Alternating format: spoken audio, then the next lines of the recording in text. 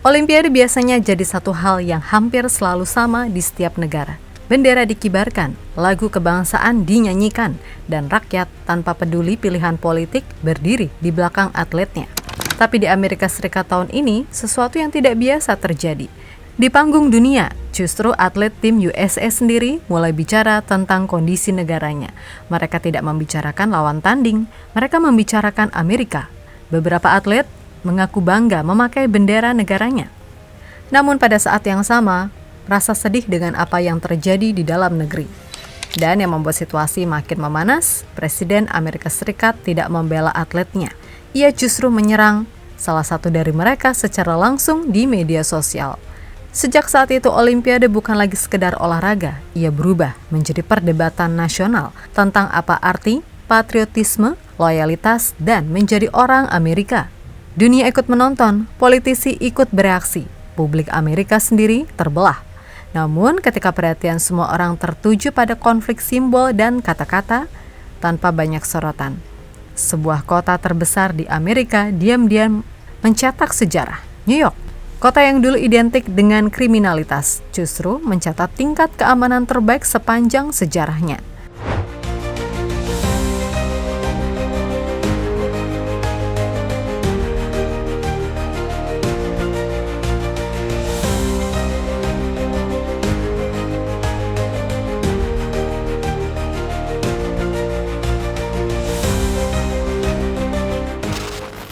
Semua bermula dari suatu momen yang sebenarnya sederhana.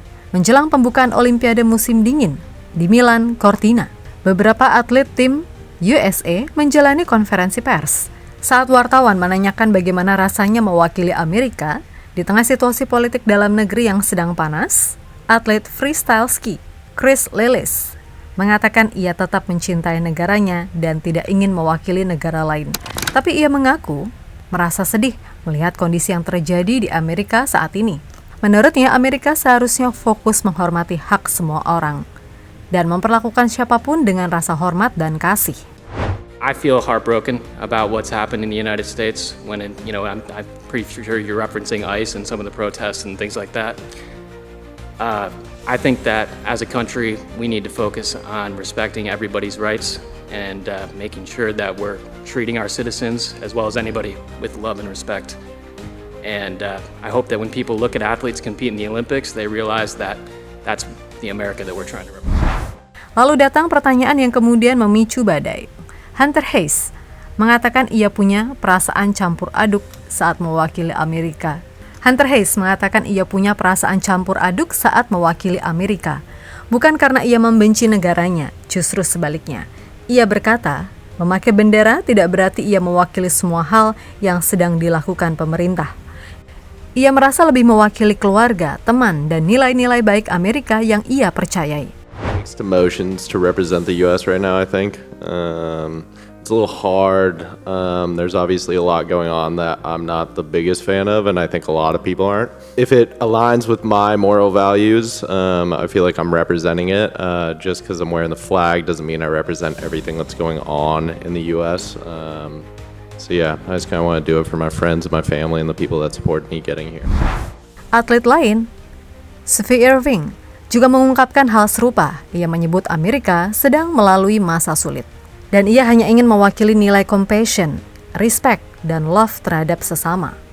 It's definitely a tough time in our country right now, and I think I just continue to represent my values, which is compassion and respect and love for others, and also to represent my community at home and those that have given us the opportunities to be here. It's a very special experience.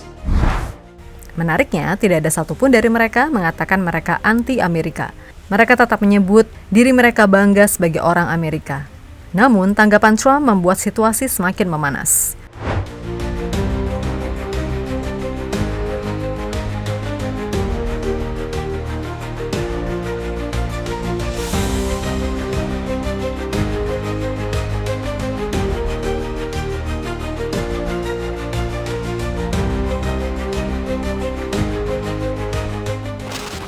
Tidak lama setelah komentar Hunter Hayes beredar, Donald Trump menulis di media sosialnya. Ia menyebut atlet Olimpiade tersebut sebagai a real loser.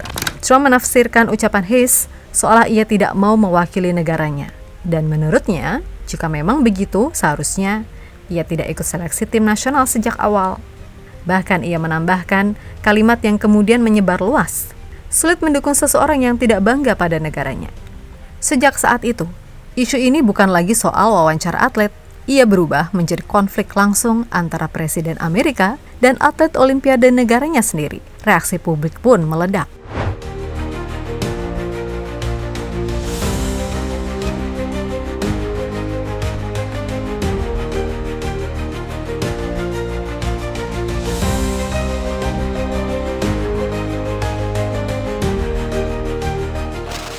Setelah Presiden sendiri ikut berkomentar, isu ini langsung meluas. Yang tadinya hanya percakapan antara atlet dan media berubah menjadi perdebatan nasional. Sejumlah tokoh politik mulai angkat suara. Senator Bernie Sanders membalas pernyataan Trump dan menegaskan, Amerika bukan monarki dan tidak ada warga negara yang wajib tunduk pada presiden. Menurutnya, Hunter Hayes bukan loser, melainkan warga Amerika yang berani menyampaikan pendapat. Bahkan, suara kritik datang dari kelompok yang biasanya identik dengan patriotisme, veteran militer. Seorang veteran perang menyebut ia belum pernah melihat situasi seperti ini. Ia mengatakan ada rasa malu nasional atas apa yang sedang terjadi. Ia justru memuji para atlet karena berani bicara. Sementara itu, atlet lain ikut menyampaikan sikapnya. Michaela Zevrin mengutip Nelson Mandela tentang perdamaian sebagai lingkungan di mana semua orang bisa hidup tanpa diskriminasi. I think there's a lot of hardship in the world, globally. And there's a lot of heartbreak, there's a lot of violence. It can be tough to reconcile that when you're also competing for medals in an Olympic event. Dan Amber Glenn menyatakan politik mempengaruhi kehidupan semua orang. Dan setelah berbicara, ia mengaku menerima ancaman di media sosial. Perdebatan pun keluar dari Amerika. Di Eropa, banyak yang melihat kritik terhadap pemerintah sebagai hal yang wajar dalam demokrasi. Namun di Amerika, tindakan yang sama justru mulai dianggap sebagai bentuk ketidaksetiaan.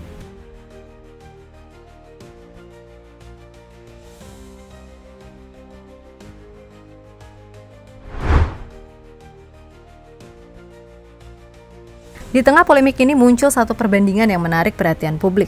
Presiden saat ini menyerang salah satu dari atlet Olimpiade negaranya sendiri dan mempertanyakan loyalitasnya. Sementara itu, mantan Presiden Barack Obama justru mengirimkan pesan dukungan kepada seluruh tim USA, menyatakan bangga pada perjuangan, kerja keras, dan ketekunan mereka. Dua reaksi berbeda terhadap situasi yang sama. Yang satu melihat atlet sebagai simbol loyalitas negara, yang lain melihat mereka sebagai warga yang patut dihargai apapun pandangannya. Dan dari sini, perdebatan di Amerika semakin jelas. Patriotisme bukan lagi sekedar bendera, tapi soal bagaimana negara memperlakukan warganya.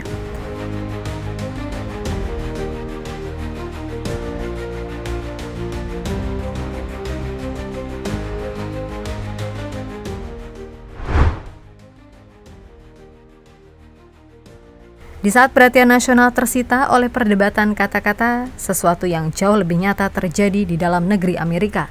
New York City, kota terbesar di Amerika yang selama puluhan tahun identik dengan kriminalitas, justru mencatatkan rekor keamanan terbaik sepanjang sejarahnya. Data kepolisian kota menunjukkan Januari menjadi bulan teraman yang pernah tercatat. Jumlah pembunuhan turun sekitar 60% dan kasus penembakan turun 20%.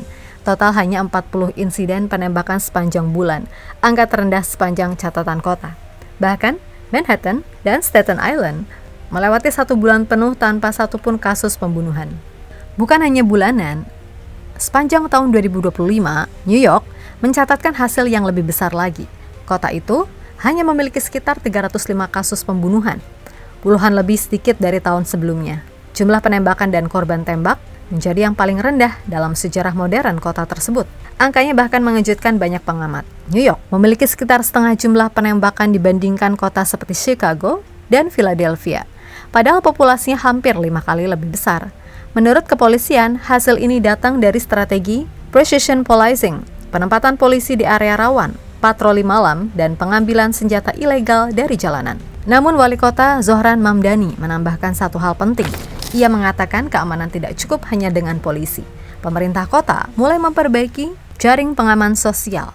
menangani kesehatan mental, serta masalah tunawisma agar polisi bisa fokus pada kejahatan kekerasan. Artinya pendekatannya bukan sekedar keras tapi menyentuh, dan disinilah kontrasnya terasa.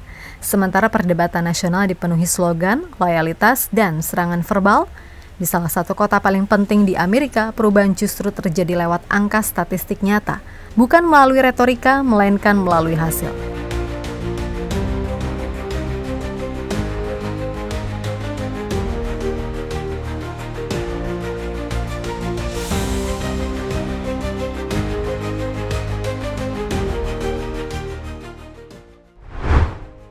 Peristiwa ini akhirnya meninggalkan satu pertanyaan sederhana. Apa sebenarnya yang membuat sebuah negara menjadi besar? Apakah suara paling keras yang membela simbolnya? Atau hasil nyata yang memperbaiki kehidupan warganya? Di satu sisi Amerika dipenuhi perdebatan tentang loyalitas, patriotisme, dan siapa yang paling mencintai negara.